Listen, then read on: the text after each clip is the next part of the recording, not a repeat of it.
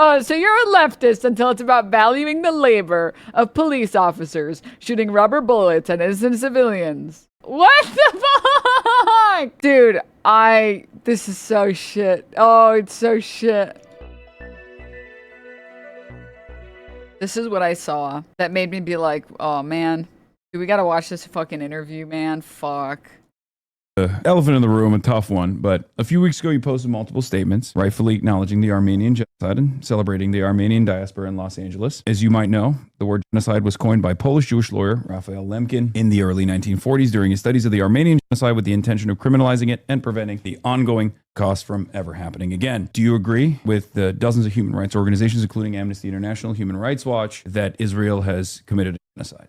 I do, yes. Okay. Said that. In your 2020 DFI-LA questionnaire, you said you don't support boycott, divestments, and sanctions, BDS, and that you support Israel's right to exist. Has your stance changed since then? And do you believe Israel has a right to exist in its current form as an ethno-state that's currently being investigated for genocide at the International Court of Justice? You know, yes, I do believe that Israel has a right to exist. I want to see countries that are operating without apartheid, with equality in their borders. I come from a country, from India, which is now operating through Hindu nationalist principles, and I'm deeply critical of it. And I'm critical of that when it happens everywhere. Do you believe that Israel is an apartheid state then? I think that it is. Yeah, I think that they're not treating people fairly, that they're treating people unequally. I do believe that, and I'm critical of that. But yeah. Okay. Oh my God. So let's just watch, let's just go. An article said that, can a democratic socialist who affirmed Israel's right to have a lot of power. The biggest power that they have is essentially managing all of the departments. They get to hire and fire department heads. They get to set their priorities. They get to make sure that they're actually doing their jobs. They create the first draft of... Dude, the vibes are just so wrong. ...the city's budget. And then the council takes it on and kind of wrangles with it as well. But the mayor does have a lot of power, and a lot of those powers were given to the mayor. She needs to enact some better talking points. During the last charter reform process. And I want to make sure that we're actually using those powers to advance better goals for Los Angeles. Mm-hmm. And I was looking at this mayoral election and, disappointed by the lack of choices that would have brought us in a better direction, and, decided to throw my hat in the race. Okay. So you've distanced yourself in the past from Zohran Mamdani. I want to ask you, or at least according to this Forward magazine article, but I don't know if that's still the case. What's the This is what the Forward magazine article said, that, can a democratic socialist who affirmed Israel's right to exist, can she be LA's next mayor? Nithya Raman thinks she can win over city's Jewish voters. Step one, convince them she's not Zohran Mamdani. We could start there, or, I was going to ask you, the Zohran method, what are your top 5 policies? Yeah. Why do you think the Forward magazine has this kind of Oh my God, it's so horrible as fuck. assessment? I think it's just because I am different from Mamdani. Mm-hmm. I have been one of the most successful mayoral campaigns for the Democrats in decades. And your strategy is, I'm different from him. That's not a good strategy. I feel like the correct strategy there, unless you're a conservative, the correct strategy as a Democrat should be, I am basically the same as him. We are exactly the same. No, for sure. Why? Why? Why would you do that? City politician for the past 5 years, and I have a record that I ran on, that I'm running on right now. I have led in LA the largest expansion of tenant protections in the city in 40 years. I actually led the process through which we lowered allowable rent increases in rent stabilized units here in Los Angeles for the first time in 40 years. Increases went from being, up to 10% to now being capped at 4%. I took away the extra 10% surcharge that landlords could pass on to tenants if they had a second kid. This is how our system was built here in the city of Los Angeles. And I've really worked to try and make it a fairer one for working people, for low-income renters, for people who are really struggling here. And that's been the core of my work at City Hall. Okay. But let's do the Zohran method. What are your top 5 priorities for Los Angeles, and how would you go about implementing them? Well, I want to address the cost of housing, and I want to do it in 2 ways. I want to make sure that... Oh my God, dude. Fucking just... Some of these questions are like the easiest layups on the planet. I feel like maybe it's just that it's obvious to me in hindsight, or like, not even in hindsight, but like, I feel like it's obvious as a viewer watching any of this to think, oh, yeah, we should just copy bar for bar everything that Zohran did. It was very effective. Like, I feel like you shouldn't reinvent the wheel. I think if something works, you can just use that formula over and over and over again until it stops working. Like, as long as you follow through on your promises, I don't see what's wrong with that. I think that is a completely, in fact, I might even argue, I want more Democrats to do that. I want more Democrats to see that Zohran's campaign was so effective, and they say, we need to do everything that this guy is doing. We need to come up with our strategies. We need to have a great marketing campaign. We need to have our like big 5 that we go after, and then we need to follow through and show people that they can believe in socialist mayors and governors and congressmen and etc. I feel like I do this in my personal life, and I think it's pretty effective. Like, if you talk to someone and they're fucking ripped, they're jacked, and they're like, oh, this is my workout plan, it's pretty straightforward. I feel like it's kind of stupid to be like, well, I'm going to invent my own strategy. Like, but that you are friends with someone who literally is down to train you. You can see the results. It's very effective. Why are you reinventing the wheel? I'm going to make my own new workouts. Actually, it's like, why? Well, literally, why? Ego? I just don't understand. I don't get it. I just don't. Can you imagine you go to someone's place and they make you the best cheesecake of your life? If you don't like cheesecake, I don't know, pick anything else. And you're like, dude, this is so fucking good. And they're like, I can give you the recipe if you want. And you're like, no, I think I'll make it from scratch on my own with no recipe, simply using my brain. It's like, literally, why? Literally, why? Why not just... You already have the perfect recipe for the perfect cheesecake. Why are you reinventing the wheel? That's just Master Baker. Oh my God. We're protecting renters better. We have a lot of laws on the books. Our city departments are not oriented around protecting them. I want to create an office of tenant protections in the city, and I want to make sure that everything that the city does when a tenant reaches out is really about making sure that people can stabilize and stay in their homes when they're facing unfair evictions. I also think we need to build a lot more. I'm going to say something bold. People like a good villain. People like there being a good villain. Republicans use this strategy to consistently win elections over and over and over again, by the way.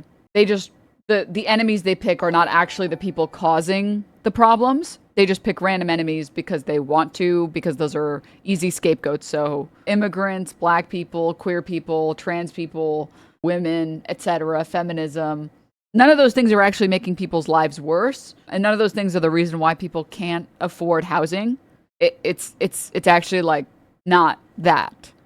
But it's an effective strategy because everyone can coalesce behind one enemy. To sit here and do all this like, well, we need to put in tenant protections because there are people that are, not getting the tenant protection. It's like, dude, just full send it and say that like, it's unacceptable that landlords are allowed to abuse tenants in this way. And I want to put a stop to it. Landlords are a great villain.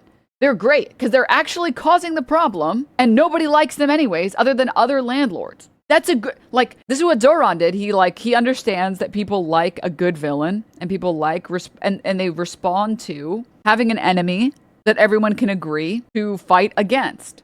Because these problems didn't just magically arise just because. It's not like housing just magically got more expensive just because, like tide comes in, tide goes out.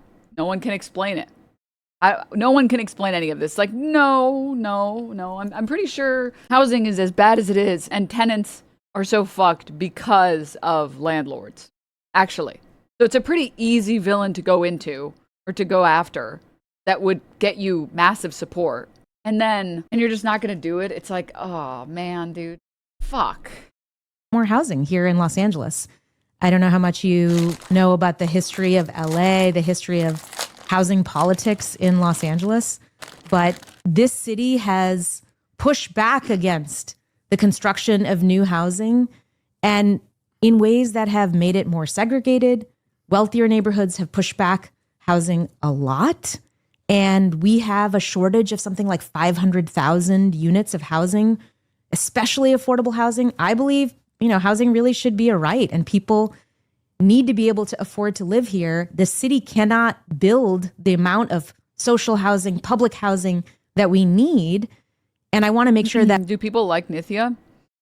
I don't have words to describe it other than she gives me big Kristen Cinema vibes. We are able to generate more units so that the cost of housing actually goes down. So for me, this is really at the core of what I want to do here in LA. I also think we need to address homelessness with services, with shelter, and make it really effective so that people don't lose faith in our system right now. I think a lot of people are looking at our responses to homelessness. This is a city that has taxed itself 3 times in the last few years to pay to address the crisis on our streets with compassion, with care, with shelter, with housing. If we don't make that system work for people, I think people lose faith in government. And I really believe in government, and it has to work. We have to show that this approach of offering shelter, offering services can work to address the crisis on our streets. Otherwise, people will turn away to a much more carceral, much more, enforcement-focused system that I think is really bad for Los Angeles. Out of the top 3 candidates, you actually have a lot of experience with homelessness initiatives. You have a lot of hands-on experience. One of the most frustrating things that I saw on that debate stage was when Spencer Pratt was... Is this true? Chat was in emote-only mode? Oh, no. Talking to you about how, if you want to fix homelessness, if you think you can communicate your way out of homeless people being homeless, you should go talk to them.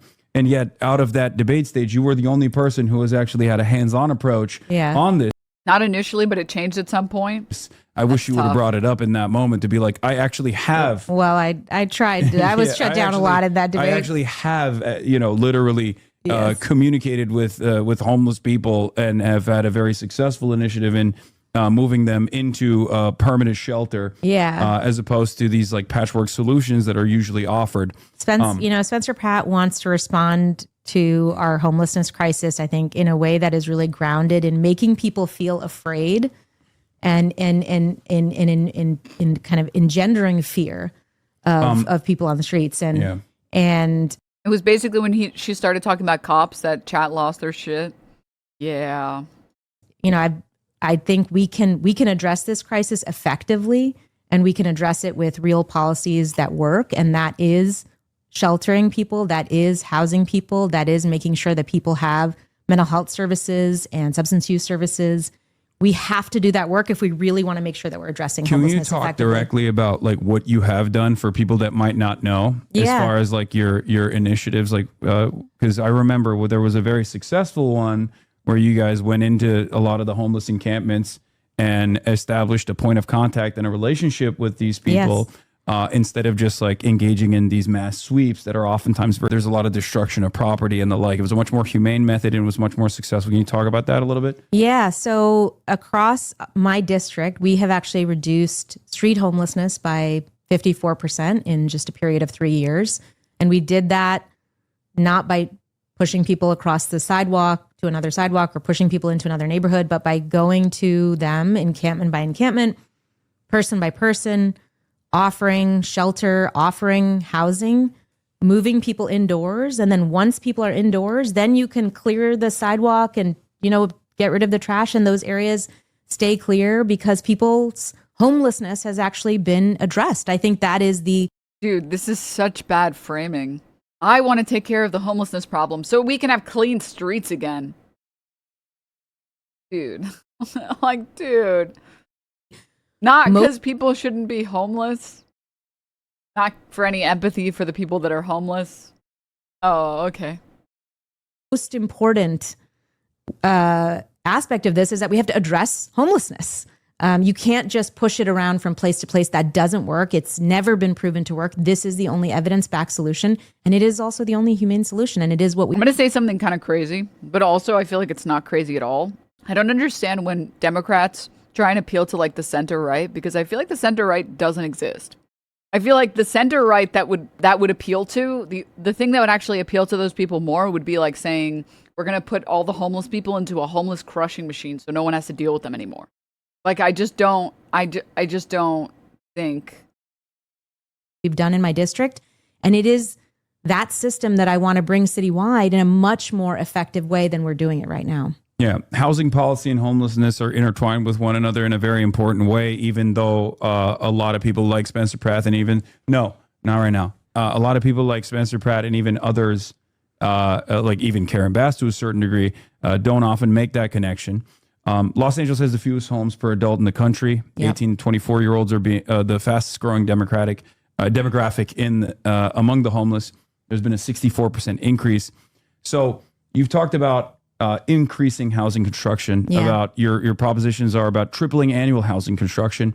There are some critics of this, though, however, obviously. There are some NIMBYs. Some critics of this say that this benefits the developers and it will gentrify communities. How do you ensure that the housing boom still serves working class Americans rather than wealthy investors? Well, first, I want to make sure that new housing doesn't displace existing residents. That is really important. That's why you need to do protection and production side by side. That's why I went to go check the VOD, and it really did get into emote only mode at a certain point. Oh no. Oh. I've been so focused on making sure renters are protected throughout my work, and I want to make it a core focus of my work if I'm mayor as well. But I also think that you can build new housing in ways that actually benefits communities and doesn't actually accelerate displacement. So you can create plans for cities that ensure that working families are safe by making sure you're planning in ways that creates more density in neighborhoods that are wealthier, that have historically resisted it, while limiting new density, limiting new growth in neighborhoods that are really suffering from gentrification and displacement. And you can embed that into your plans for the city. You can embed kind of protection of working class people right into the plans that you have for where you want to build more housing. And that's exactly what I've pushed for in my time in council successfully, and exactly the vision that I have for building more housing going forward. I also want to be very clear that the market will not provide housing for everybody. Not everyone will be served. There are going to be the lowest income Angelinos, the people who will never be able to afford what the market is providing them. And that is where I think the government needs to step in. We have to build public housing. We have to build social housing. We have to build affordable housing. All of this is part of my vision for how we address our housing crisis, but we have to do all of it if we want to actually get us out of this moment of crisis here in Los Angeles. So you mentioned public housing. Are you in favor of socialized housing then? You're in favor of public housing? I love public housing. I phone banged for HHH, which was actually an expansion of supportive housing, which is... Dude, I'm surprised a politician like this was able to get so far, because it's very motion. Like, I don't mean to be super harsh, but like the motion is not there. Yes. Public housing. I love that. It's like, can you say it with your whole chest? Like, I don't feel like you believe what you're saying. And it sucks because like you can absolutely have policies you stand by and real goals that you hope to achieve, and you can just lack the conviction, the public speaking conviction. But like when it's a politician, it comes off insincere. I think of as public housing, and of supportive housing, which is I think of as public housing, and I campaigned for Measure ULA, the mansion tax, which is giving the city a source of building new housing for the first time. And we're building affordable housing. We're building social housing. We're building exactly the kind of housing that is free of market constraints, that can serve the needs of those people who aren't being served by the market. Okay. You've blasted Karen Bass's Inside Safe program that's designed to reduce homelessness. Can you explain a bit about the program and why it's had its problems, like the $85,000 per year price tag for a simple motel room? There's some other stats we can get into as well. 40% return to the street. Yeah. $225 a night in motels. Only 1,243 of the 5,800 participants served. Moved into. You can tell he was not feeling it. No jokes, no gifts. Yeah. Anyone who's like, why is Hasan endorsing this? It's like, if you think this is an endorsement, man, go get your fucking eyes checked, brother. Okay, this is like permanent housing, and it's $110 a day for food, but people were served instant noodles. Yeah, it is. I think the like, compare this to Hasan getting Ilhan Omar her favorite gift, her favorite drink, room temp iced tea, the correct brand and everything.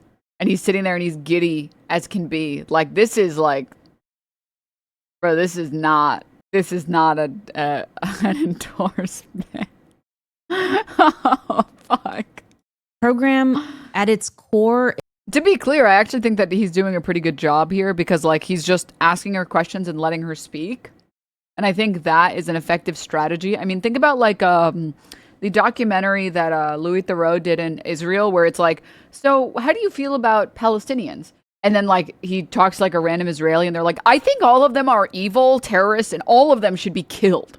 And it's like, just want to make sure we're on the same page here. Not Hamas. I'm just talking about Palestinians. Do you want to just in case we were, go ahead. Sorry. In case I somehow confused you with my question. I'm just talking about, like, the Palestinian people, and, like, you can go ahead and tell me. And then they're like, yeah, all of them, especially the children, especially the terror babies. It's like, oh, well, thank you for your time, I guess. I'm gonna go now. All right, I'm just gonna go somewhere else. Okay, then. All right. So it's like, I don't think it's ineffective to ask someone questions and then, like, confirm that, like, he did one of the things that I really like when interviewers do, which is asking the same question twice. Like, he tells her, like, what are your 5, like, big policies, like, in the Zohran strategy? Like, what are the things you want to do immediately when you get into office? And it's like, blah, blah, blah. I'm going to help the homeless people, and I'm so good with the homeless people, and we're going to fix it. And so the streets can finally be clean. It's like, dude, just anybody have a crowbar I can hit myself in the head with, like, 40 times? Anyone have one? Is something that I think is important for LA. Like, let me just be very clear. I support efforts to shelter people in housing that is dignified. And the motel program is one pathway to doing that. But the way that the program has been designed and the way that it has persisted in its design for many years is that it is too expensive to address the scale of the crisis. And we are leaving people on the streets because we're not doing the work to actually generate the kind of shelter that we need. We cannot do that. We cannot allow people to suffer on the streets of Los Angeles. This is the moral crisis of our time. And we absolutely cannot waste money on too expensive solutions that don't bring as many people indoors as possible. I want to do the work to actually build a... Like, what is this framing? Like, oh my God, dude. What, like... Okay, so for anyone who doesn't know, there are these programs that basically buy out motels, and they use the motels to provide housing first to homeless people. And they usually hire a few social workers to help, people who are currently houseless get back on their feet, get work, have a steady address, be able to receive mail, have a phone. Forgive my ignorance, are you from LA too? Well, I'm from New York, but I live in LA now. And the housing first programs across the board always work. And the motel programs that we've seen both implemented, I think there was one that was implemented in Texas and there was one that was implemented somewhere in California. Both of them were very effective at helping homeless people get off of the street and helping them get back into society, be able to get work, be able to get an apartment, be able to get back on their feet. And it is the most effective strategy that we have to date. And doing nothing is more expensive for the city. Doing nothing and not housing those people is more expensive. than just housing them and helping them get back on their feet. Because without that help, it'll take people who are homeless years to get back on their feet. Basically, homes are the solution to homelessness. Wow, can you believe that? That's crazy. So for you to say, oh, it's just that the problem is right now that's really expensive. It's like it is literally a fraction of the cost that currently exists because we allow homeless people to remain homeless. I fundamentally believe that like the Zohran strategy of pointing out that not spending money on a program sometimes means people end up spending more money and we collectively spend more money is a very effective strategy at informing voters and letting them know it is worth every penny we're spending on this is completely worth it because every dollar we spend, we actually save $1.20. Because every time we have to fucking call the cops to come murder a homeless person, that costs taxpayer money. That costs taxpayer dollars. So this like, I think we should do something about the homeless people. Something. We should definitely do something. Just like, not that, because that's expensive. Liberal. System that's effective at sheltering people, that brings people indoors into options that are more cost effective and that are actually better at keeping people housed. This seems to be a consistent problem with a lot of California projects statewide, and certainly is an issue in Los Angeles as well. How do you address corruption that takes place in certain programs such as this one, where clearly there are... It literally took me a year of living out of my small ass car to stop being homeless, and it was the only way I was able to get through. I was able to get out was through an apartment rental program. The system is fucked. Do you guys remember that one guy who's like, he was a millionaire or whatever, and he was like, here's what we're going to do. I'm going to go homeless, and in a year, I'll make another $1 million. And within like 2 days of being homeless, he magically got an offer from someone on Craigslist that let him live in their RV. And it's like, oh, so you immediately magically got help. Okay. So you actually didn't bootstrap your way out of it. You immediately got help, which is what everybody else is saying should be done for homeless people. In certain instances, at least, friendly NGOs and even friendly for-profit institutions that take on government contracts. Yeah. And instead of trying to create the most efficient system possible, it simply serves to pay the people that are friendly with the government, or at least are lobbying the government. Is there a way to address this corruption inside of Los Angeles? Yeah, I mean, I think that's why I've been really focused on oversight. I think oversight is really important. And it's not because I think government is corrupt all the time. Like, I really believe in government. In this job because I want this city to work for the people of LA. And programs that are too expensive like this, instances of... Oh, dude, no. How does someone with so little charisma get so far? corruption that show up. Every time that happens, residents lose trust in their city government. And that's bad for Los Angeles. That's bad for this city. And I've really pushed on the issue of homelessness to make sure that we are creating a system of oversight that really works, that we know where every dollar is going, that we know how the money is being spent, how many people are being brought indoors, what kind of services they're getting. And if we don't do the work to build that system, people will lose faith in government. And I worry about that. I don't know about you. I mean, you've lived here for over a decade now, right? Mm-hmm. And I don't know how you feel about the city and the city. Like how this is, I mean, so much of this is just like a massive misstep. What do you mean people will lose faith in their government? Okay, this is like a common problem for people who run under the Democratic ticket, failing to recognize when something has already gotten bad and pretending like it hasn't yet. So like Republicans are really good at saying the country's gone to shit. We need to execute immigrants. Every time we kill one immigrant, we can conduct a blood ritual ensuring that their wealth is transferred to us, the billionaire pedophile. I mean, the American people, okay? But we're not going to look you in the face and lie to you and say that there's no problem. We're just going to lie to you about what the solution is. Democrats are like, happy fun, la la la. Like, you're not going to address that people have already completely lost faith in the system? You're not going to address... Okay. Government, but I feel like people have a sense of... That 100% needs a studio setting for this. Kind of awkward when he's looking down and guests are trying to look at him. They have nowhere else to look. I think it's fine. I think the problem is when he doesn't want to look at the candidate. It's a little awkward. I think then it's awkward for that person. But maybe I'm biased, to be clear, chat. Maybe I'm biased because I'm used to what a stream room looks like.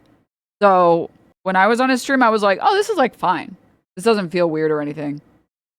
But maybe that's just because like I'm used to what it feels like to like look at a computer during stream stuff.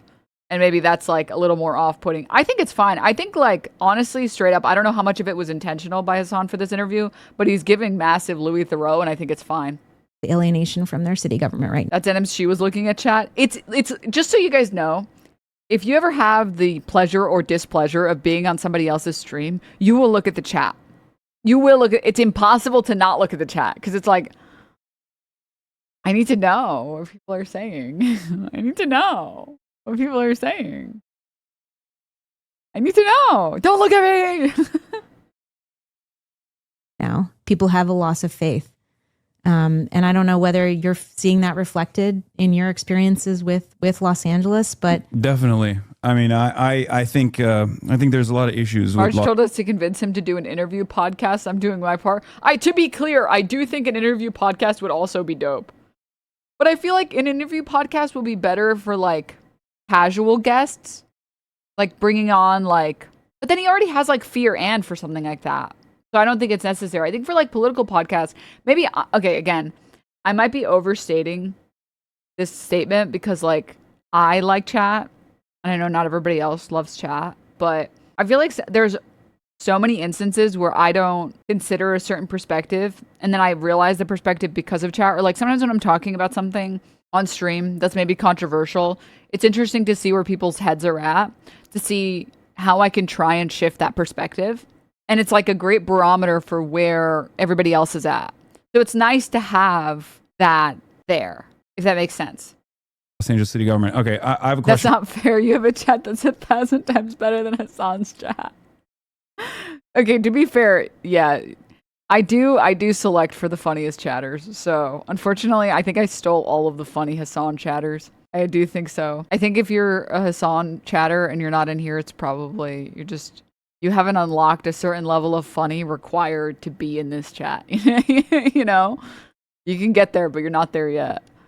For you. So we've talked a lot about these initiatives. We talked about corruption, and you talked about a bloated budget in certain instances. You've been critical of Karen Bass and the way that she's used the existing city budget in the past. One of the questions I obviously have is Kenneth May's analysis as well. This was a huge problem where it seems that the police budgets have increased over and over again. And part of that was in an effort to justify... I think I just realized my dress is inside out. I'm sorry. Can I fix this really fast? Additional budgets for the police, a police union budget that you've also criticized. Karen Bass actually took away some of the funds from the technicians that were responsible for fixing the fire engines. This led to less fire engines being readily available in the wildfires as well. So there were obviously a lot of criticisms of Karen Bass, some stupid, some silly, and some valid. Do you agree with the assessment that the police budget is ginormous and is eating away at some of these necessary social services, some of the necessary services like even the lights not being turned on at night in many streets of Los Angeles? Yeah, I mean the size of the police budget is driven, people talk about our annual budget, but it's really the size of the police budget is driven by the contract and the size of the contracts that are signed. And the mayor is the lead in negotiating. The council has to approve. How do you get the answer to the question and then you fumble?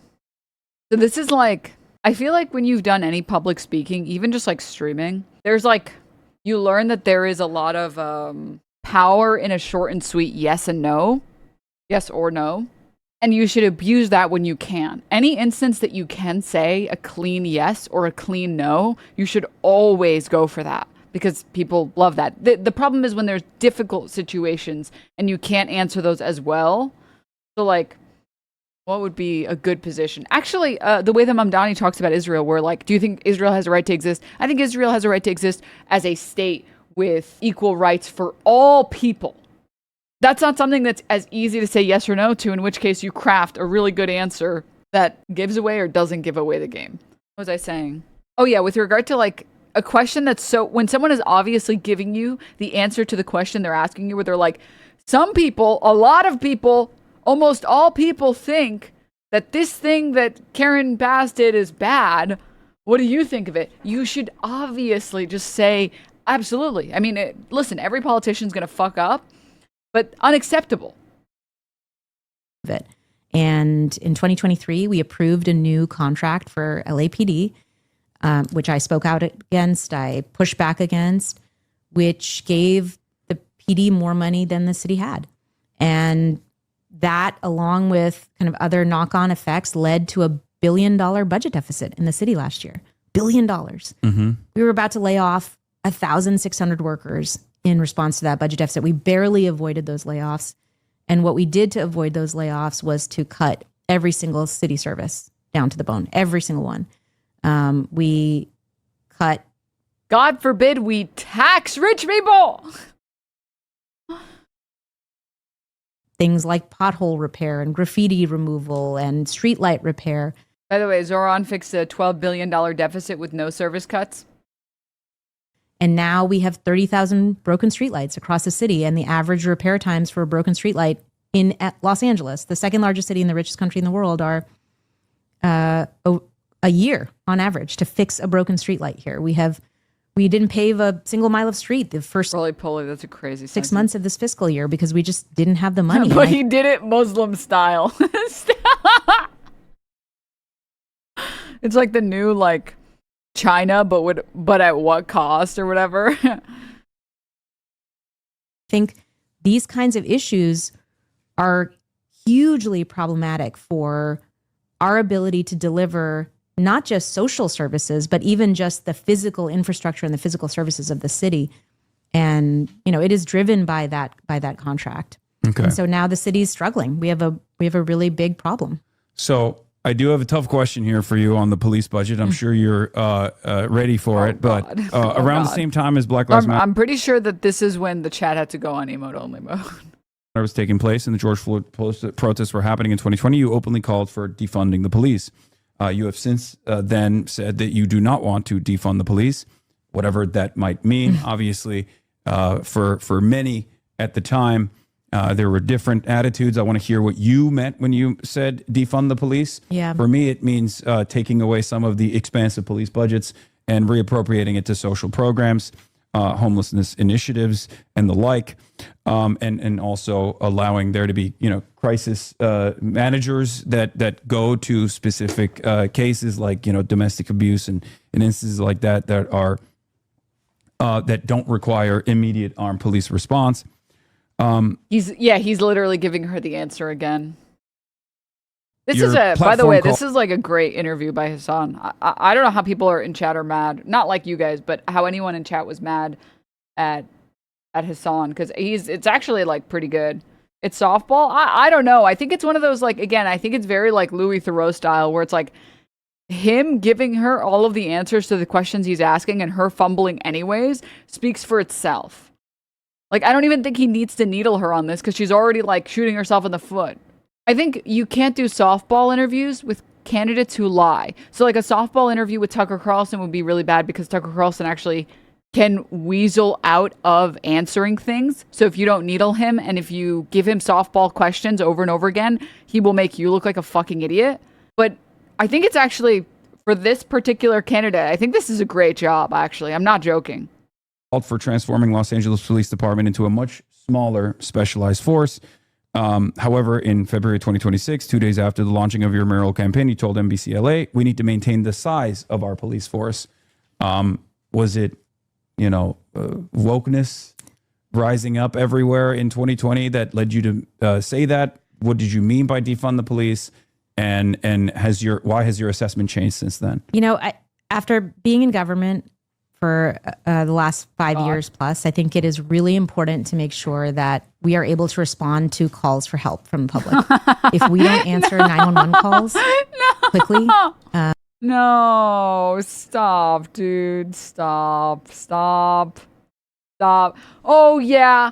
Oh, it's all defund the police until you get robbed. And then the cops show up and then shoot your dog and say, go fuck yourself. 2 hours later.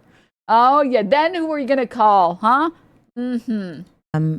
And with the right people showing up when you call, I think we lose the faith of Angelenos. And that really concerns me. Right now. You were so hopeful a minute ago. No, I heard that it was bad. I wasn't hopeful. I was saying that, like, I don't think Hasan needs to give her anything other than softball questions because the softball questions are still getting fumbled. I want to have a very honest conversation about how we deliver that. We don't have an alternative crisis response system built out citywide. I've pushed for increases to that. Mm-hmm. We have actually increased that. I've done that in partnership with other council members, and I'm really excited about that. But what we need is a citywide unarmed crisis response system that I want to build out as mayor and I want to fund as mayor. But we only have that in patchwork pieces, and we absolutely need to be able to respond to calls for help. And right now, LAPD is our only response system. And oh, okay. So let's just continue bloating the budget because they're the only response system. And that surely hasn't been the strategy that's been used by the police union for decades to say that this is the only strategy. So we have to keep funding them. Liberal. And I think that we have to be honest with our constituents and with the public, even when, it means maybe. So were you being dishonest before when you said defund the police? Saying different things than you said before about how we actually ensure that we're able to respond to calls for help. Okay. I think I as mayor, I have a different vision for how we actually build out that unarmed crisis response system, though. Right now, it's a patchwork. It's only in a few neighborhoods. It doesn't integrate with our 911 system effectively. So if you call for a mental health crisis worker, you can be on hold for 50 minutes. And then it takes even more time for somebody to come out. I don't think that's a crisis response system. You have to have it work with 911. And that is the system that I want to build out. And my dream is for a system of public safety in Los Angeles where when you call for help, someone picks up the phone quickly and the right person shows up when you call. It can be an armed officer when you need one. And then it can be. So what's your strategy for, okay, so like, let's say, okay, I already think like she's fumbled this so hard, but shouldn't you then say what your strategy is for implementing that? Shouldn't you say that then? Maybe she goes over it in a second. I'm just going to say I don't believe that she will, but shouldn't you? That unarmed crisis response person when you need a mental health responder, homelessness response, whatever it may be, that never requires an armed officer and maybe safer and better if an unarmed person comes up. Maybe. So let me just get it out of the way. I'm not a police abolitionist. This is very frustrating for some of my anarchist fans to hear. I believe that, police serve a necessary role. The problem with policing is not the existence of police necessarily. Some unit has to maintain the. I mean, it's the complete lack of oversight on the police, the absolute authority in which the police engage in, and the fact that the police union in this country is so strong that their budget is so unbelievably bloated and that they show up to every response, every single response. Presence of law and order. However, the problem that I have with Los Angeles Police Department and police departments all around the country is that they don't really do their jobs. They don't do their jobs efficiently, or sometimes they don't do their jobs at all. Or when they're doing their jobs, they do it in a very violent manner. Obviously, the LA Sheriff's Department has a litany of other complications. The question for you is, and this is an obvious problem for Zohran as well, has been plaguing Zohran's mayoral administration. How do you plan to at times hold the police accountable, make the police force a more efficient force that actually serves the interests of all Los Angelenos and not just, I don't know whose interest they're serving currently, but serving their own personal interest. Yeah, I think that's, I would agree with some of the critiques that you have of LAPD. And I think accountability and responsiveness are really important. And I think that starts with leadership. I think it is embodied in who you pick for the police chief. And, I would be appointing a very different kind of chief who understood how important it was for LAPD to be responsive to the needs of immigrants in LA, who understood how important these issues related to accountability and transparency are. I don't think we have that in our current police. What if I picked the bestest police officer to lead the police? What if I found a really good one? Dude. Chief, and that's one way in which I think you change how those exact questions that you asked about are answered in Los Angeles. There's also a police commission in place, and the mayor's appointees actually form that police commission. And I would want to pick individuals there who are driving forward towards those exact goals that you talked about, towards greater accountability, towards greater responsiveness, making sure that the needs of Angelenos are being addressed by our armed police response when needed. And I think that's really what I would be doing. These are the tools that are available to the mayor that we don't have as council members, and that I would want to use for those goals. So, for the record, in 2025, I've had altercations with Los Angeles Police Department, including them shooting rubber bullets at me when we were at the ICE protests. You voted in favor of a $5 million loan to pay those police officers overtime. What was the decision making there? Is this just the cost of doing business? Is this just politics? Is this something that you stand by? Well,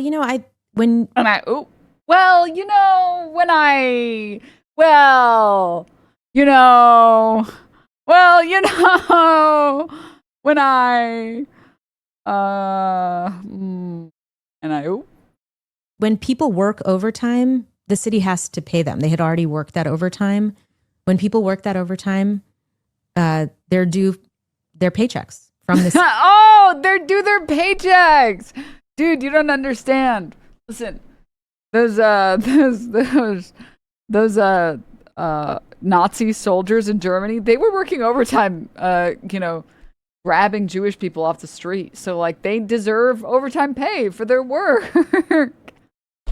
Oh, so you're a leftist until it's about valuing the labor of police officers shooting rubber bullets at innocent civilians. Okay? What the fuck? Dude, this is so shit. Oh, it's so shit. City. And when they don't get paid, they sue the city. And then we end up paying them not just their overtime, but also the cost of the lawsuit. So, I'm not making decisions about overtime. I don't make decisions about deployment. But once that is happening, once people have already worked their jobs, that's part of the contract that all city employees sign with the city, which is that if you are asked to do a job, you get paid for it. And if you don't, you get to sue the city to make sure that you're paid. So that was just a very practical response. Oh, it was practical. Practical. Guys, it was practical.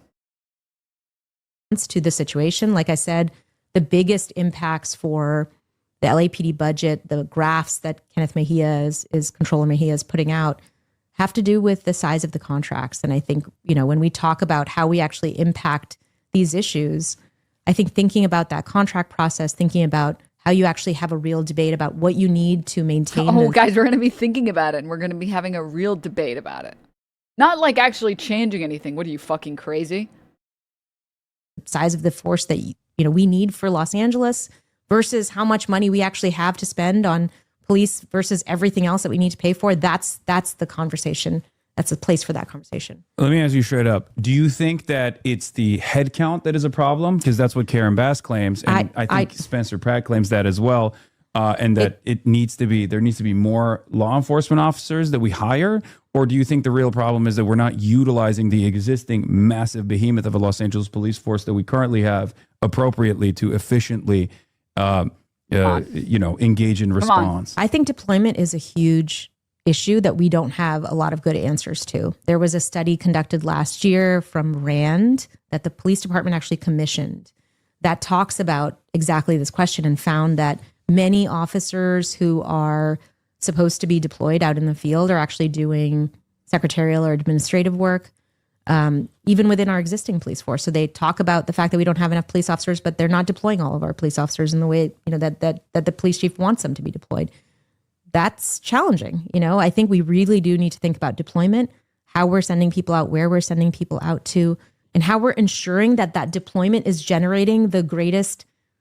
Guys, I can't tell what's worse, watching Ethan Klein's broadcast or watching this. This is so. Does she think that the position is popular? Does she think that like people love cops or something? I don't understand. I don't understand. Safety. Here's the other thing that I really want to underscore. A lot of calls that police officers are answering right now don't need to be responded to with armed officers. Mm-hmm. And if we don't invest in our alternative response systems, we will never be able to take that call load off of LAPD and actually manage deployment better for where armed officers are actually needed. This is why a citywide unarmed response system is so important. This is why we need to have it not just in a couple of different neighborhoods, but really across the entire city.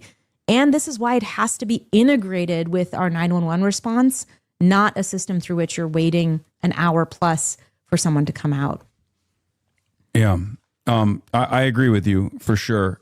So you're saying that you're in favor of maintaining the current head count, but also lifting some of the burden, the workload that cops are currently engaging in an effort to make them a more efficient force that can deal with, solving crimes and things like that. Yeah, you need to be able to investigate. You need to be able to solve crimes. You need to be able to address, rings that are doing a lot of the bad things that we're dealing with. All right. Let's get to ICE a little bit. So what about the cops that are doing the bad things? What do we do about them? So what about like the cop gangs is my question. We got to talk about that. Trump deployed 700 Marines to our city. Federal agents in unmarked vehicles arrested and disappeared over 10,000 Los Angelinos last summer, including U.S. citizens holding people in basement cells in the Royal Federal Building. You called the raids cruel and unconstitutional. As mayor, will you commit to refusing any LAPD cooperation with ICE for any reason and to even prosecuting agents who break state law? And do you believe ICE should be abolished? I do believe ICE should be abolished. Oh? I absolutely. And I would absolutely commit to no cooperation with ICE between LAPD, not just LAPD, any city department, any city database. None of that should happen. Sharing information with federal law enforcement just simply It's easy for me to say this right now because if I was conducting the interview, maybe I wouldn't have the foresight to say it. But I do feel like a good question to ask right now would be, okay, but you went back on defunding the police. How do people know that you won't go back on abolishing ICE? Not happen. Federal immigration enforcement. I'm proud to have been one of the co-authors of the Sanctuary City Ordinance here in the city of Los Angeles because I believe this so strongly. I am an immigrant to America myself. I'm a naturalized citizen. Mm-hmm. And so this issue is really personal to me. It's really personal. It is something that I think strikes at the heart of what this city is. This is a city of immigrants. And we have to be fighting and really demonstrating to our residents that we stand up for them and that LAPD shouldn't even be appearing to cooperate with ICE. I think that, again, it really undermines trust in the city. And I think it's bad for LA if that's the case. We really have to be much more forceful about this. What are some immediate provisions you have in mind that could potentially address the friction between ICE and local law enforcement, or even create necessary friction? I suggested to Jacob Fry was, it's a pie in the sky idea, but the potential ticketing of ICE cars, if necessary, because they do love parking illegally regardless.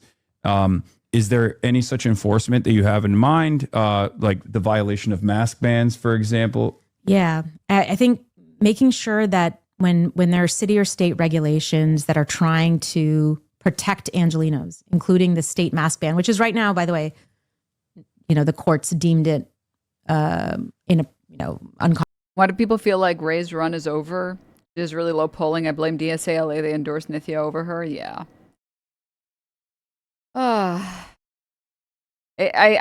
Dude, watching these type of interviews are just depressing.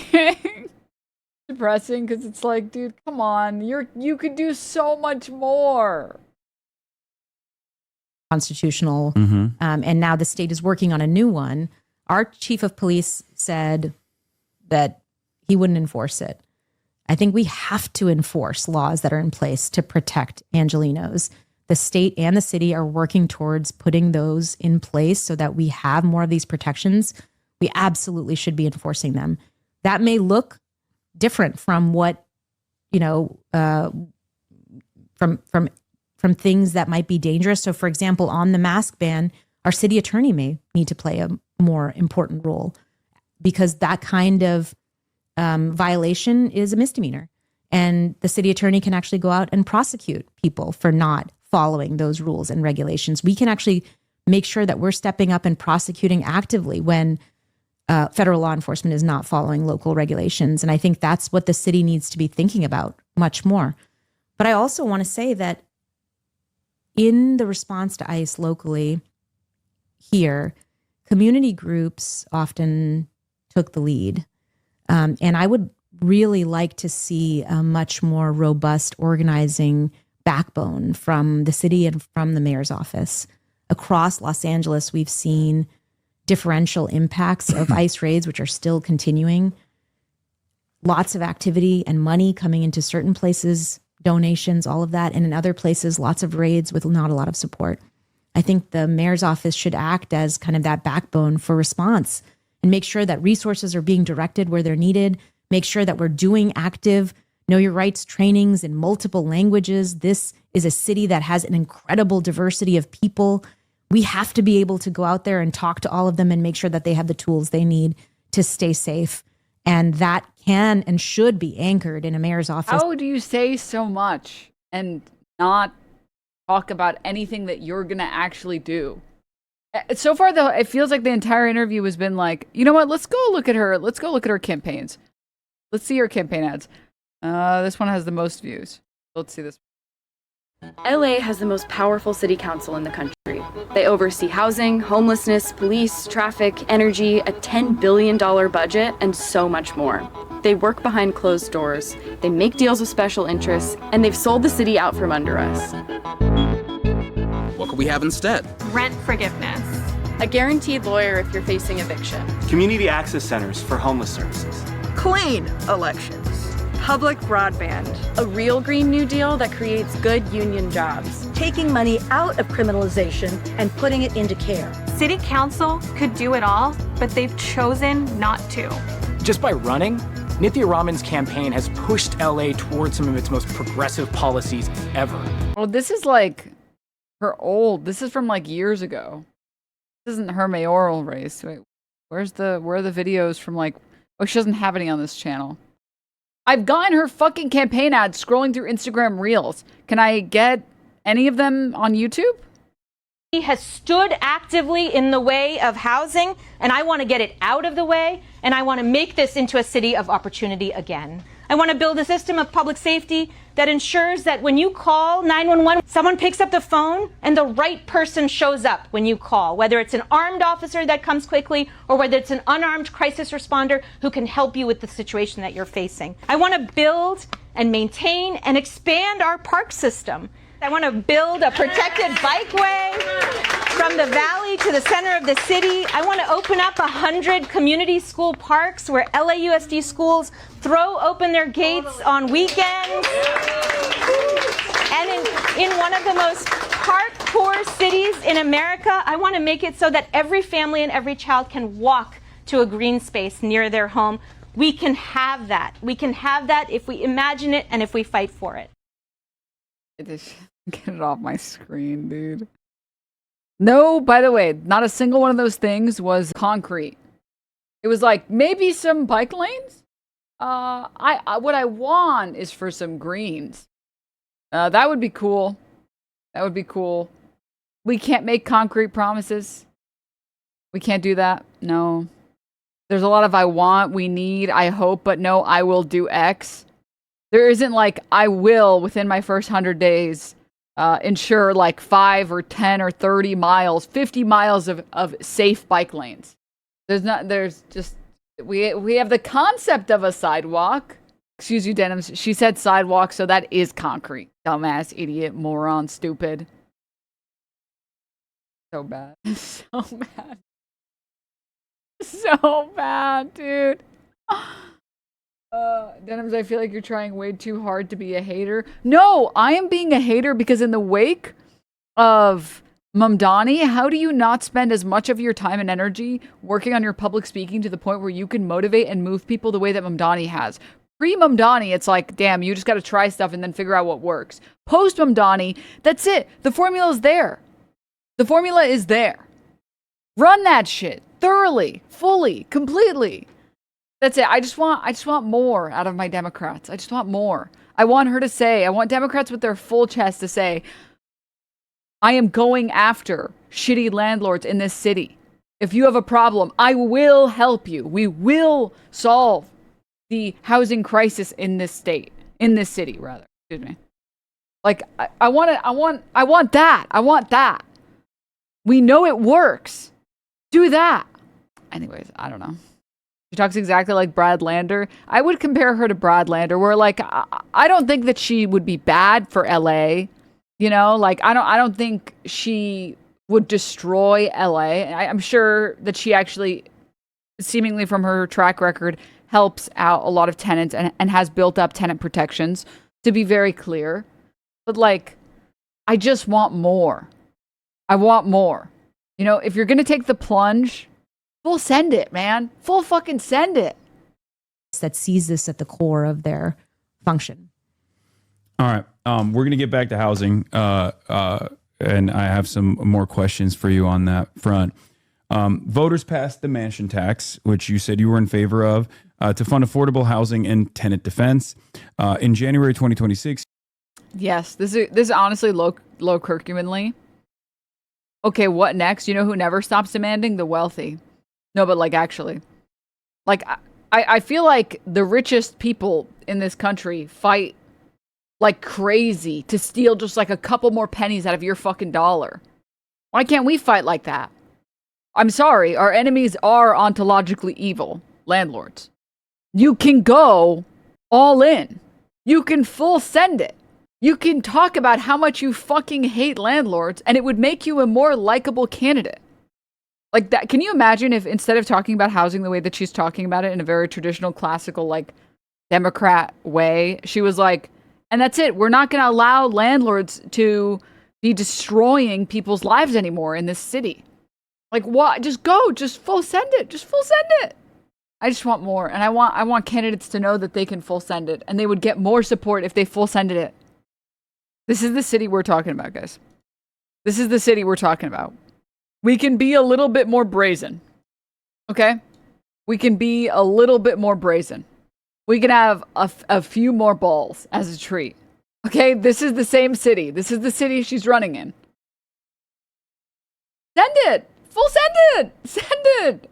Be more extreme and be specific. Like, tell us what policies you're going to fund, how much tax on billionaires, how you're going to make us more like China. No, but actually. And instead, it's like, maybe we can have more bike lanes. Maybe. Perhaps. It's like, come on, dude. Come on. You moved to carve out a 15-year exemption for developers. United to House LA called that a boogeyman for tax breaks for developers. Are tenant organizers wrong, or are you giving developers what they want under the YIMBY label? Well, you know, I actually think that what I was trying to do was measure the mansion tax. I think it's really, really. Did you cover the Waymo breeding season? Oh, what? Really important to have that money in place. Mm-hmm. And the mansion tax is facing some very real threats. There is efforts in Sacramento to put an elimination of the mansion tax, of transfer taxes entirely on the ballot. It's now on the ballot. And we're going to have to spend a lot of money to ensure that that measure doesn't pass. And the biggest driver for that measure being on the ballot was LA's mansion tax and opposition to it. I thought carving out this 15-year exemption for new multifamily housing would actually make it so that the state level initiative wouldn't have gotten on the ballot. It got a lot of funding from people who were frustrated that the city wasn't taking action on these issues. That being said, I also do think that we need to be building a lot more housing. The city and the state and the federal government are funding public housing, social housing, all of affordable housing. We're building to our fullest. We're building every year here in LA, a few hundred units. That is not enough. We need more housing to make sure that working class people can stay here. We need more housing to make sure that young people can come here and see this as a city of opportunity. We absolutely need more housing. We have to make sure that the market is building what we need, whether it is housing for families, whether it is lower cost housing, not just $5,000. By the way, this would be a great opportunity to talk about zoning. Because, like, okay, zoning is a problem everywhere in the United States, but zoning is less so a problem in New York City. Zoning is particularly a problem in LA. And zoning laws in LA have made the city very dog shit, for lack of better words. This is a great opportunity to talk about the fact that there's such a lack of mixed zoning. And we could take advantage of the fact that, like, LA is huge. There's enough space to build more mixed housing, but instead we have all this fucking dog shit zoning that doesn't allow us to do that. Like, you could have a great conversation. I don't know. I'm just dollar studios, and we can generate planning laws that do that. But I will never back away from the statement that we need more market rate housing as well, because the city simply cannot fund all of the housing that is needed. All right. You're an urban planner. We have some big events right around the corner. Yeah. Measure HLA, Healthy Streets Los Angeles, was passed in March 2024, but only saw 400 feet of compliant bike lanes built in the year that followed. We've also lost over 260 of our neighbors in traffic crashes since HLA took effect. You authored the Transit Signal Priority Motion. You supported the Mobility Plan 2035, and were one of the only 6 council members to endorse the Healthy Streets Los Angeles initiative measure.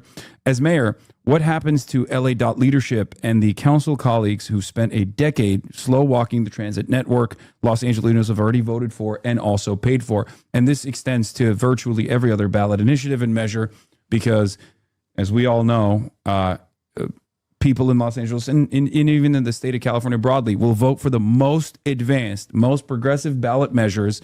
And then, unfortunately, city government and state government fucking stops it dead in its tracks for decades until people say, what the fuck happened? How do you fix that? Yeah, well, I really believe in better transit. I really believe in making sure that people have an alternative to their cars. And by the way, this isn't... Okay, so this kind of goes back to what I just keep kind of reiterating, which is like, okay, we know you believe in that stuff, and we know that, like, you think we should have those things, and we want them, but, like, can we make some concrete promises? If you don't have enough confidence in yourself and your policies to make any concrete statements, why should anyone else have confidence in you? This is a economic justice issue too. We shouldn't have a city where you have to also have a car in order to get around. I think it's totally possible to build out a public transit infrastructure and a walkable, bikeable infrastructure that allows people to have options, that doesn't force people to buy a car in order to just get to their jobs. But we're not doing that right now. And a big reason is because our departments are not delivering on these outcomes for people. So what are you going to do? I have a pretty clear sense of how we can change that. Okay. We need to do better coordination. It isn't just the Department of Transportation that's responsible for delivering these outcomes. It's the Bureau of Street Services. It's the people who build our sidewalks. It's the people who build who plant our street trees and maintain those.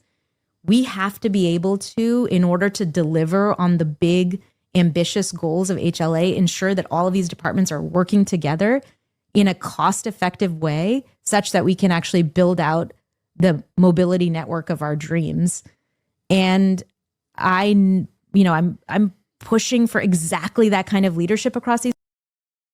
You're just missing the how with facts backing it up. Zohran does this great. He backs up his policy with facts and stats. Like, departments and changes in our processes that will ensure that we're building that transit infrastructure. There's also ways that we can invest in transit infrastructure that are not crazily expensive, that won't break the bank, that can actually generate much safer streets. So, for example, in neighborhoods, you can put in very low cost interventions like bollards and roundabouts within neighborhoods to create a neighborhood network of calm streets, not on your arterials, but inside a neighborhood where the traffic is slower, where it's safer for families to walk, where it's safer for kids to bike. Like, that's the vision that I have for Los Angeles, and we can build that out. Your vision is putting cheap roundabouts. I actually get really annoyed when I see those stupid because the roundabouts in LA are so fucking dumb. I'm not gonna lie, they're so dog shit. They piss me off, and it's so obviously like an afterthought that doesn't do anything. It'll be like, for anyone who's not seen them, it's still a 4-way stop sign. There's just this stupid thing in the middle. Let me, if I can make a drawing, it'll be like, okay, so here's the intersection. It's a 4-way stop sign. Okay. Here's the little stop. And obviously it was built originally to be a 4-way stop sign. Okay. And then they just put this tiny cone in the middle. It's like, you guys didn't do anything. It's still a 4-way stop sign. What's the point of putting this stupid thing in the middle? Why did you put a cone here and pretend like it made it a roundabout? Hello? This fundamentally did nothing. You just spent money putting some plastic in my road. My work here is done. It's like, okay. I actually hate seeing those. Let me see if I can find a good picture of one. They make me mad. They like, as a roundabout enjoyer, they actually piss me off. Because, like, let me see if I can find, like, a good image. Maybe no one's photographed this before in LA. Everyone's thought it's so offensive they didn't want to take a picture of it, I guess. Yeah, literally, I can't even find... Maybe somebody else can find a photo or something. I can try looking a little harder and see if I can find one. Up Mills End Park here in Portland. Old Street Roundabout. No, this is like an actual roundabout. At least it pretends to be an actual roundabout, but I'm not talking about that. I'm talking about like it. Oh, this is a great example. Actually, I found one. It'll look like this. Oh my God. It makes me, I found one. Look guys, we did it. We made a roundabout. Are you fucking kidding me? You just wasted money building whatever the fuck that is. Is that a kiddie pool? I don't know. I think it's supposed to be like painted blue and it's got some cones. Literally a waste of fucking money. This is now less helpful. You just put something in the middle of the road. You just made it more annoying if you're making a left turn. Because now if you're making a left turn, you have to like go around and then get in the way of the other fucking cars. Like you literally just made a stop sign, which already fucking sucks, into a dog shit stop sign. It makes me so mad when I see these. Also, you gotta love the fact that it's fucking LA, so of course people started doing donuts around the fucking the roundabout. And you can see the fucking donut lines. It's like, congrats guys, you brought the people entertainment, I guess. Every time I run into these in LA, I get really mad. Her saying, I want more of these is like, I actually just got viscerally angry. I actually just got like viscerally mad. And this is why I was like, I need to find an image to explain it to you guys. Because it doesn't do it justice to describe it. Because you're like, whatever you're imagining, you're not imagining it correctly. Whatever you think I was saying isn't correct. And she's an urban planner. So it's just a stop sign with an obstacle. I think the point is supposed to be that, like, basically cars won't ignore the stop sign. But the other thing is, people still ignore the stop sign. They just keep going. You just move to the right a little bit. Wait, Nithya did this? No. She was talking about how there are, like, cheap alternatives to, like, there are cheap things you can do it with infrastructure. And I was talking about how adding a little fucking cone in the middle of a stop sign or a stop sign intersection doesn't actually make it fucking better. What are you talking about? You don't stop on roundabouts? What the fuck are you talking about, dude? You sound like you're lost. You've sounded like you're lost for the last like 40 messages, dog. All right. Like traffic is slower, but inside a neighborhood where the traffic is slower, where it's safer for families to walk, where it's safer for kids to bike. Like that's the vision that I have for Los Angeles, and we can build that out with relatively low cost interventions, and we should be doing that. I think that's what a lot of families in LA want. What's your vision? Wait, she said it earlier. Neighborhood network of roundabouts within neighborhoods to create a neighborhood network of calm streets, not on your arterials, but inside a neighborhood where the traffic is slower, where it's safer for families to walk. Like, the problem is that building a roundabout on top of an existing street, if you're talking about like, well, we're trying to find relatively low cost things we can do, what that ends up looking like is this. If you're already at the point of, let's spend as little money as possible to make it a little bit better, this is what you end up with. Because actually building like proper infrastructure on a street like this would require you to do more than just smack down some trash in the middle. Where it's safer for kids to bike. Like that's the vision that I have for Los Angeles, and we can build that out with relatively low cost interventions, and we should be doing that. I think that's what a lot of families in LA want. What's your vision for a more robust public transit that's readily available? I know you've talked about buses quite a bit. Yeah. Obviously, we have somewhat of a metro system, but it's, the problem with Los Angeles public transportation is that it's unreliable, and you can't have a public transportation system that's unreliable. Buses don't come on time. Yeah. And the routes don't go to every different part of the city. Yeah. What's your plan to address that? Or is there even a plan to build out a more robust public transit system? Yeah. So our public transit system is largely controlled by Metro, which is a regional entity. The mayor has 4 appointees on Metro, the mayor's seat and 3 other people. And I want to use our Metro contingent to push for speedy completion of the projects, the big transit investments that are going to be the most transformative for the city of Los Angeles, to ensure that we have the connectivity and the big investments that can actually transform our capacity to get around LA using transit. So that will include the Sepulveda Transit Corridor, which can help get us off of the 405, which can get us from the valley to the west side in less than 15 minutes. It's absolutely incredible. We have to be pushing for these kinds of big transit investments to be built.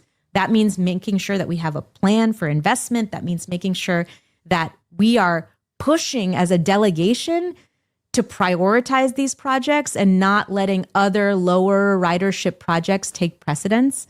And I'm really excited about doing. I'm going to tell you right now, the problem, having lived in New York City and now living in LA, the problem is that public transportation in LA is not seen as completely comprehensive, and so nobody wants to take it because nobody wants to be caught in an area of LA where there is no public transport, and then you have to take a $50 Uber to go like 1 mile.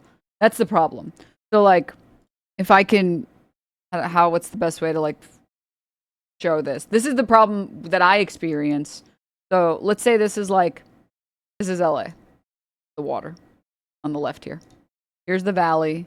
There's like downtown, Santa Monica or whatever, Glendale or whatever. The problem is that like if you're in one of these zones, and then you can go further down to like Orange County or whatever. If you're in one of these zones, first of all, sometimes there isn't even good transportation between the zones. Between like here and here, or like here and here, right? And you can compare it to like New York City, where the transportation between the 5 boroughs is very clear and obvious, and it's very comprehensive.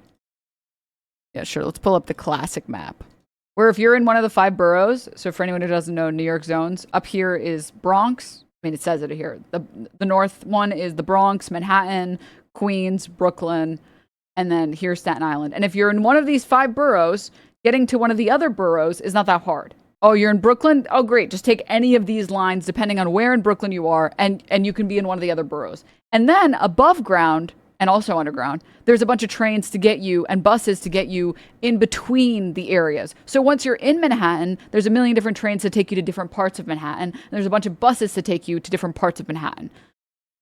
You go from Brooklyn to Queens, guess what? There's a bunch of trains and buses to take you around Queens, wherever you need to go. The G train is the only cross-borough train from one outlet borough to the next. Bro, what the fuck? That's not the point that I'm making. The point that I'm making is that it's easy to get from one borough to another borough. Huh? That if I live in Queens and I want to get to the Bronx, I can just take one train, and then I guess you would have to transfer. Like, let's say you're taking the 7 line from Flushing, and then you would transfer to, what is that, the 1? I forget if this is, no, the 1, yeah, this is the ACE, and then this is 1, 2, 3, I think. So it's not that, it's very simple, very straightforward. Or even if you're going from, like, Queens to Brooklyn, you could just take the Q line all the way. You could just literally just get on, or not Q, they changed the Q, so now it goes north. The N line. You can just take the N all the way to Brooklyn. You can just sit on it, relax, take out your Switch, read a book, and then after like 30, 40, 50 minutes, depending on how deep into Brooklyn you're going, you'll be there. It's fucking dope. It's great. Q-Train is not real. Well, the Q-Train has gotten a lot of different changes over the years. It used to be the Express line, and they changed it so that it goes to the Upper East Side. At one point, it was discontinued for a little bit. They brought it back. It's been through a lot of changes over the years. There are huge dead zones. Yeah, and in the dead zones, there are buses. The place that, I will say, the one area of the boroughs that has the most dead zones is like Deep Queens. If you live in Deep Queens, like past Whitestone, you're kind of fucked. But in most areas, in the most populated areas of New York City, there are enough buses that take you to the train stations. In LA, there are like, everywhere is a fucking dead zone. Oh, great. You took like the one line that can get you to X area. Guess what? There's no buses that take you anywhere else there. Congrats. It's like, okay. And the other thing I will say as well is that like the public transportation system is not like, and some of this is like personal bias, but there is no effort to make the public transport system in LA more readily and widely accessible to the people that live in LA. Hour plus when I went from the Bronx on the 6th, started transferring on the 7th, or the N, it took an hour and a half each time. Well, I guess it depends on how deep in the Bronx you were, is the question. That would be the question. Because, like, when I took trains from Queens to Brooklyn, if I was only going to, like, Red Hook, it'd be, like, 40 minutes. If I wanted to go to Coney Island Beach, it would be, like, or Coney Island, whatever, it would be, like, an hour and, like, 20 minutes. It depends on how deep you're getting in there. But anyways, I wish I could commission someone to make an LA city guide that's basically specifically on places the Metro or light rail can take you, because you're right. We pretend the Metro in LA is just for people who don't know better. Yeah, and so this is the point that I'm making, where it's like, currently it doesn't feel like LA Transit doesn't feel accessible. It feels like you have to complete like 17 side quests before you're even allowed to start engaging with the transit system. And because it feels convoluted and it doesn't feel useful and there's so many dead zones, it's like, well, I don't even want to bother because God forbid you get stuck in like one of the dead zones. I don't want to pay for a fucking $40 Uber. So that's what I wanted to share with all of you. Buses in Queens suck because you need multiple bus transfers before you can even get to a train. Huh? Where did you live in Queens? What are you talking about? Did you live in Whitestone? Because then, yeah. But that's like way out here for people who don't know. That's like way out here. No, I disagree. Okay, moving on though. Oh, God. I want to press play. Oh. LA is way bigger than New York in terms of landmass, and it doesn't even have half the bus/train lines of New York City. Yes. Also correct. But the reality is, like, other countries have been able to manage comprehensive train lines and comprehensive public transport with even more land. Why can't we do it? That we have underutilized our role on Metro to get what we need for Los Angeles over the last few years. And I want to change that. Also, the other thing too about like New York City Transit is that most of the time New York City Transit will be the same amount of time as taking a driving, if not less time, depending on where you're going. In LA, the transit is always more time. Public transport is always more time, which is so shit. It's like, but it should be faster because you don't have to deal with all the traffic. And there are dedicated lanes. Like, how could it be more time? I want to be a leader at Metro again, and I want to deliver a system of transit that really works for us in LA. Stretch? But can I talk about one other thing, which is, I think, bus transit is really important. These big train projects are fun. They are exciting. They're important. But most people who take transit actually take the bus. And I think making sure that buses are more frequent and making that a priority for Metro, fighting for that as a priority for Metro is something that I think is really important for us to be doing. I'm also really proud to say that for the first time, because of something that I led on City Council, the Raise LA program. I've heard Denims from other people that they think Apple Maps intentionally makes the time seem longer to discourage public transport use, which I have to say is accurate in my experience. Oh, I'm just talking about friends of mine who like actually commute to work, and they've told me that sometimes they'll drive when they're already running late, but they try to take the public transport because driving fucking sucks. And they've told me explicitly that the public transport, it'll take them an hour and a half to get to work. And if they drove, it would take them 40 minutes. So on the days that they drive, it's 40 minutes. On the days that they don't drive, it's an hour and a half. It's like, dude, the public transport should not be double the time. Double the time. We're actually building out bus shelters across the city. Have you seen those new kind of pale green bus shelters? I have not. Yeah, well, they're all over LA. We're building hundreds of them now, and in the future, we'll be building thousands. And that effort came about because we took the advertising revenue from. You know, it might actually be like, so I feel like Mamdani had a really good shift from assemblyman into like a mayoral candidate, where he was able to shift from like the we to the I. And I don't feel like Nithya has done a good enough job. I feel like her team hasn't prepped her. I do think a big part, and I give a lot of credit to Mamdani's team, he absolutely had to have hired like incredible people, but he also and he had a great team that was able to put together great work. Like obviously he didn't record and edit every single video on his own. He didn't have every single idea on his own. A big part of that was his media team. And going from city council, where it is a very like all of us are working together and we are all doing this, switching it over to mayor, where you're like, I am making concrete promises. That's like a pretty difficult transition. And it does feel like her team just like didn't prepare her for that transition over. She's still in assembly mode and not like, I'm going to be mayor mode. Yeah. And it's like frustrating. Human beings love people with big visions. Her visions are just so small. Well, I mean, that's why people like, so it does feel like traditional Democrats, like liberal Democrats, establishment Democrats, they saw Trump be popular and they were like, oh, it's because he's a conservative. It's like, no, it's because he made big promises and he addressed problems. He's not going to actually fucking follow through with any of that shit, but he spoke bigly. And you have to speak bigly. Often I can judge how long it takes me to ride my bike somewhere is roughly equivalent to how long it'll take the train. And like some part of that is absolutely like frequency. Like I will tell you guys, as a New York enjoyer, and I'm not saying like New York has like the best public transportation. Like New York's transportation is just the best in the United States. It is not the best by like a long shot anywhere else in the world. Compared to any other country that is even remotely close to as rich as we are, it's pretty sad and pathetic. But compared to the rest of the United States, it's really good. It's really good. If you live in one of the 5 boroughs, there's a bus or a train within like a 3 to 5 minute walk from you. It's fucking dope. And they basically all transfer to each other really, really easily. Even in areas that I didn't live in New York, that I just like went to on occasion, it's really good. Although I guess I can't comment on Staten Island, but like only 3 people live there, so like it's fine.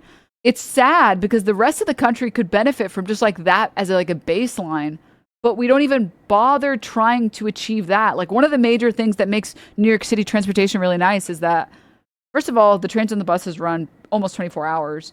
And in prime time, so like I would say from 5 a.m. to maybe it's 6 a.m. COVID made things weird. Till like 7 or 8 p.m. The buses in my area were like every 5 minutes, max 10 minutes. And sometimes at like prime time, so like 8 a.m., 9 a.m., and like 4, 5, 6 p.m., it was like every 3 minutes there were buses. So you were never waiting long. Unless it's like, it's again, at 2 a.m., you're waiting like 30 minutes for the train or 30 minutes for the bus because there's just not that many people taking it at that time. They still run. It takes a while. You have to wait a while. But like at like peak rush hour, it's every 2, 3, 4 minutes. The trains are there. There's a train in the station. There's a bus in the station, wherever you are.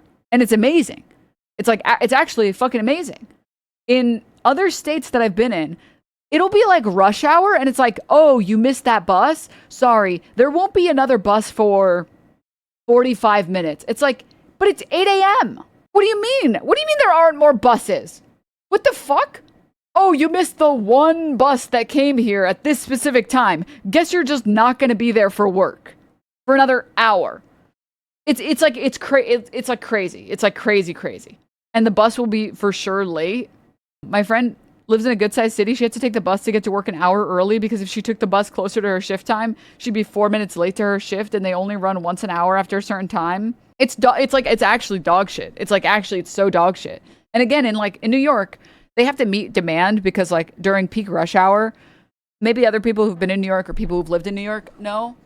When I was coming home from school or work, it's like 6 p.m.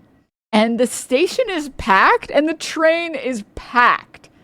And I'm like, I'll wait for the next one. And like literally not 2 minutes later, the next one is here and that one gets packed too. I'm like, you know what? I could just wait for the next one. And then you wait another 2-3 minutes and you're like, okay, I'll get in this one. This one's not that bad. And you just like in other states, in other cities, oh, you didn't get to that train in time? Yeah, that'll be an hour wait for the next one. It's like, but it's 5 p.m. Everyone's going home from work. There should be like 17 buses that are showing up. What the fuck? Sometimes it's great because like they have so many buses and trains running and people keep stalling them that sometimes two of the exact same bus, like the exact same bus line, will show up at the exact same time because the second bus that's supposed to be 2 minutes behind it has caught up. So like the driver will literally say, nobody get on this bus. This is just to get people out of the bus. The other bus is literally right there. No one is allowed to get on this bus. No. Next one. And then they fuck off. And it's like, and then it's literally you wait 20 seconds and then the next bus gets there. Because again, there's just so much transportation you don't need. I don't know. There's another bus directly behind this one. The worst is when the worst/best is when the train conductor says, please do not hold the door open. There is another train directly behind this one. You are slowing everyone down. Please, the next train is directly behind this one. Do not hold the doors open. There's always one asshole that holds the doors open. It's like, it's not that serious, go. It's not that serious. You don't need to get into that train. Anyways. Those bus shelters and put them right back into building more bus shelters. Mm-hmm. And so now with a steady revenue source. Every time a conductor in Chicago says there's a train behind them, they lie. In my experience, the New York conductors never lie. In my experience, the train conductors, I don't know if it's just like a New York thing. If there is no train behind, they say, stop holding the doors open. They just say that. First, we're actually building out transit infrastructure, including shaded bus shelters that are going to make getting around on transit so much better for people. And I'm really proud of that work. Okay, hell yeah. Well, this also ties into what I'm about to talk about. One of the things that you would be overseeing as mayor in 2028 would be the Olympics. The man in charge of organizing the event, Casey Wasserman, recently sold off his talent agency due to his... Yeah, it's just like the ideas are just not big enough, I think. Like, we're going to have shade at the bus station. I mean, okay, I want that, yeah. But, like, we can't do more than that. Come on. No. Connections with Jeffrey Epstein and Ghislaine Maxwell. He had sent gross, flirty emails to Ghislaine. A few months ago, he was... Sorry, I am being really harsh. I am being really, really harsh. I just, like I said earlier, I think like pre-Mamdani, I was definitely willing to be a lot more like lax with Democrats, especially like congressmen. Because it's you're one in like 100, right? Senators. You're just like one more person in a crowd of Congress people. But like as a mayor, and then especially after seeing Mamdani's campaign so effectively run, it's like, why are we not taking notes from this? Like, why are we not learning from this? Like, we could do so much more, and we should. Like, he raised the bar, and he showed everyone how to do it, and people still don't want to. Meeting with wanted war criminal Benjamin Netanyahu. You've called for... He's doing it Muslimly. He's doing it Sharia-ly. Casey Wasserman's... You call for Casey I understand your Wasserman's, point. She's not aggressive enough. I'm still voting for her. I mean, I don't think that any of this is like reason to not necessarily vote for her. It's just frustrating for me because I'm like, I want more, which I think is this is my personal opinion. I think we would have better candidates if everybody demanded more and criticized more. But resignation, but then you proceeded to say you'd work with him every day once the board kept him. How do you envision working with someone every day like Casey Wasserman? And do you view this as a capitulation, or is there any other alternative here? I mean, the reality is that the Olympics are happening and that the LA28 board has the power to pick their leadership. If I were mayor, my goal would be to make sure that the Olympics are being executed in a way that benefits Angelenos and doesn't harm them, and that we have the best possible event that we can have. And I will do whatever it takes to do that. That is what you have to do when you're in leadership. You don't always get to pick your partners. You don't always get to pick who you're working with. You have to do what it takes to deliver for the residents of Los Angeles. That's what I want to do. Okay. Execute. Gulpa. Okay. As far as the Olympics taking place, is there an opportunity here to justify additional expenditure on a more robust public transit network, given that traffic density will be completely out of control and it's virtually impossible to pack people into small areas like where events are taking place? The only reason why this kind of problem doesn't exist in even places like New York is because of adequate public transit. Mm-hmm. Is there an opportunity there to justify additional budgets for Metro and also specifically for bus lanes as well? Well, that was. I think we can definitely invest in getting around, especially allowing for buses to get around through dedicated bus lanes during the period of the Olympics. And I think there's an opportunity to ensure that the investment that we're doing for the Olympics is actually, if when appropriate, being preserved for the long term. So it's not just an investment that we're but using and then, taking away, that we're actually building permanent infrastructure that can last for the city of Los Angeles afterwards. That would be a very exciting thing to think about as part of our investment process. But, I will say that the reason why we have had money for things like the D-line expansion, why we have some money for things like the Sepulveda Transit Corridor, is because we, as a region, passed Measure M, which was supposed to build a bunch of projects, public transit projects before the Olympics. Not all of them, many of them have not been built, but we've made some progress here. And I think the Olympics as an organizing principle for investments is an exciting one that this region can do better. But yeah, and I want to make sure that we're using every last dollar to result in lasting impacts. Okay. You voted no on the hoster overrun liability, but then in October 2025, you voted 14-0 with the rest of the council to waive planning, zoning, and environmental review for Olympics construction with no binding anti-displacement protections. What are some of the plans that you have to make sure that homeless people are not, being swept ahead of the sporting events? Because we know that this is one of the major things that cities end up doing. The beautification initiatives oftentimes is just to move homeless people around, engage in sweeps and things of that nature. I think that's part of why. That's part of why it's so important to actually build out a real system of homelessness response that's effective.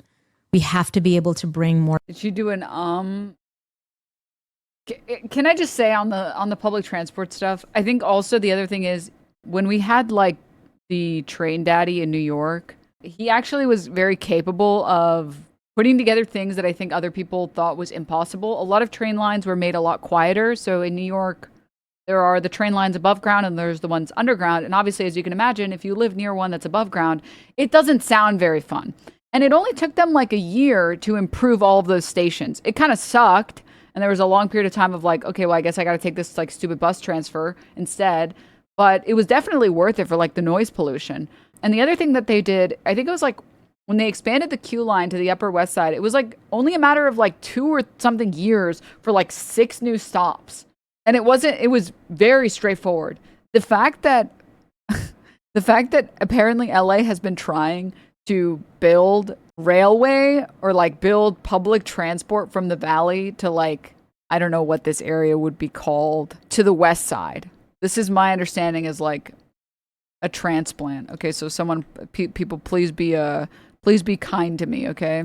Which one of these is the 405? I think it's I'll pull up the image. I'm looking into this right now just to show you guys.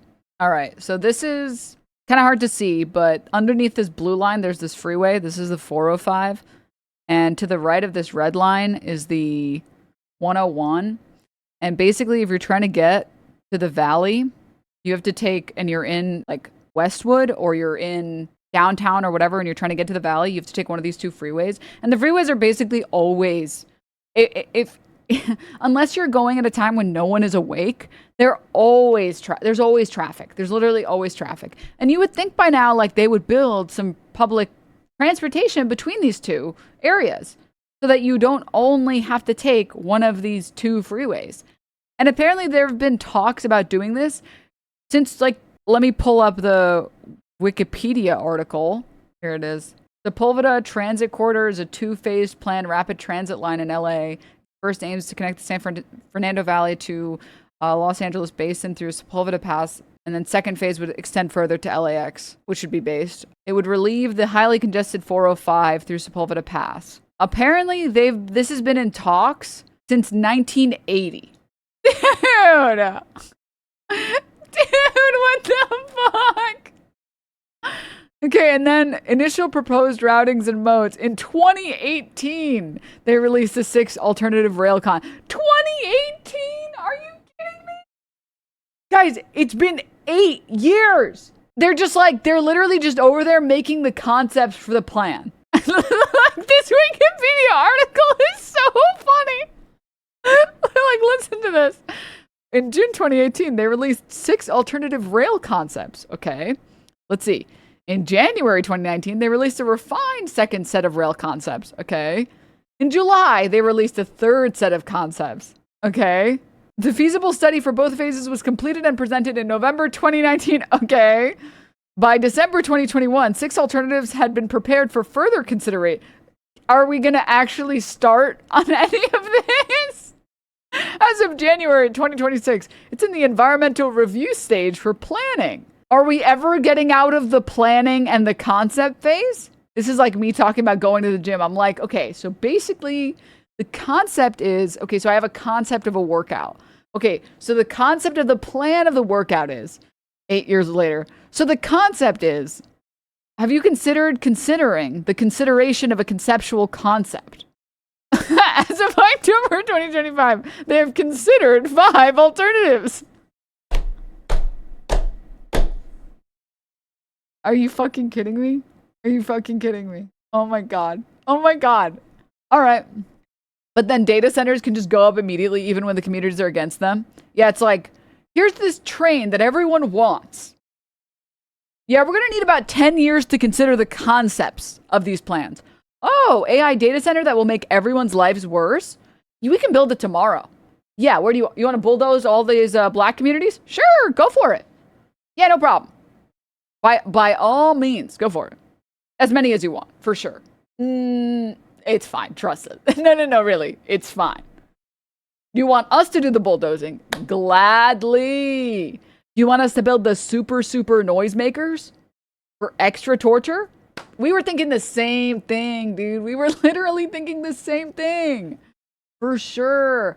Okay, and you want to steal all of the water. Say less. Bro, literally just say less. We're already on. We actually are in the middle of this conversation. We actually finished building it. Yeah. Here's a massive subsidy. You're welcome. Trains. Okay, so we're going to need another decade of thinking about it. Like, oh my fuck. Oh my God. God. This is so sad. This is what I mean by it's like, can we get some candidates that are actually trying to make anything happen? All right, man. Okay. Sorry, we can't build a bridge. We have to do 1 million ecological tests. Thankfully, we're building a data center hyperpolluter instead.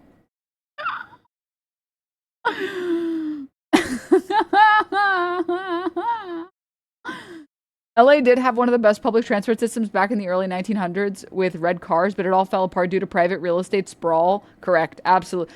No, I mean, like, the US in general, before like car sales took over, public transport was actually like pretty darn good. Anyways, I'll just fucking This fucking demonic roundabout is sending me, man. Okay, can I don't want to watch anymore. We already saw the Israel part at the beginning of the stream. I can't. I can't listen. I feel like I'm just being mean. And I just want more, you know? I just want more out of my candidates, and I want people with like vision and future like foresight, and I want them to be so bold that they make me feel like something can happen. I don't want a candidate that's like, oh, so we're not doing anything? Okay. I don't feel like you're sure that we're going to do anything.